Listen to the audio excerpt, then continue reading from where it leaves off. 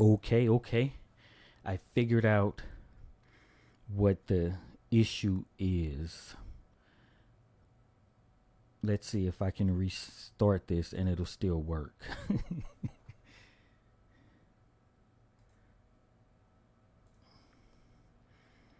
So I have a test message here. Up here towards the top, you can see the extension icon.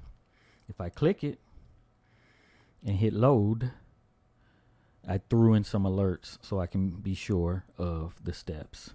And this button shows up. Then if I click the button, it's going to ask if I want to update the message, and I'll just change the screen. And this is the screen you're usually on when you're live streaming.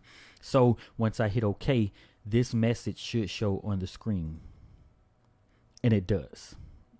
And then if I go back and I hit that clear button from the extension, it should clear the message after asking a confirmation, do I want to clear it?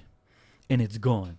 So I believe that it's working, and maybe it can also work for super chats. I've done all the coding and everything for super chats, and I think that the problem in the first test was that the names are actually different. Of course it would be on the replay and on the behind the scenes live chat app screen. So that's what it was, and I think I found the correct one because it appears to be working. But I can probably show you a little bit of what I've done. So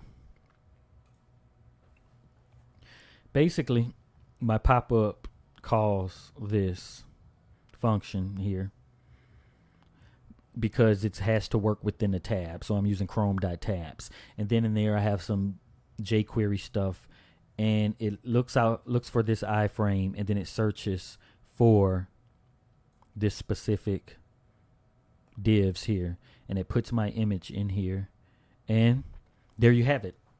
And then I can display things on the screen, and just one more time so you can see it shows up. And then if I want to clear it off the screen, all I have to do is hit clear, and it is connected to a database, and that's how it's actually getting the messages. So there's so many different ways that I can do this, but that is my first Google Chrome extension, and it works pretty well. And one of the reasons that I started programming was because I needed stuff that I could use. Now, a lot of times people go out and they look for, hey, this is a way that I can make money if I learn a program.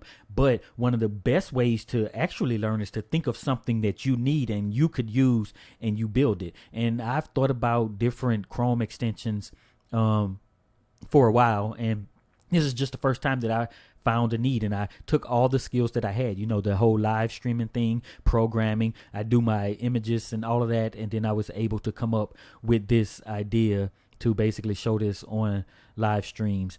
And I'll be able to use this at any point in the future. So I think that if people are working on their own projects, then that's a really good way to actually learn. And this is my first Chrome extension, and I've learned to build Chrome extension. And it really didn't take that long. I would say on a Friday, I kind of started. I didn't work all day long. I worked a little bit on it on Saturday, and then Sunday I got it to that point that you seen in the first video where, the buttons show up and it shows up on the screen and all of that stuff. And then the next day, which is today, I finally got it to where I think it can be working properly enough to use in an actual live stream. So if you want something like this, let me know. I could build it for you.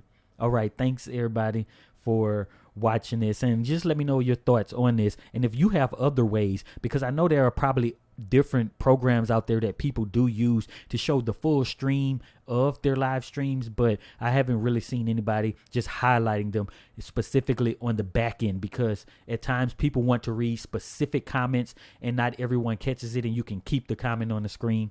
And I really like this here because I couldn't find it and I couldn't really search for it. Let me know if you want to know a little bit more about Google Chrome extensions and how it's actually done, and then I can go more into that. All right then.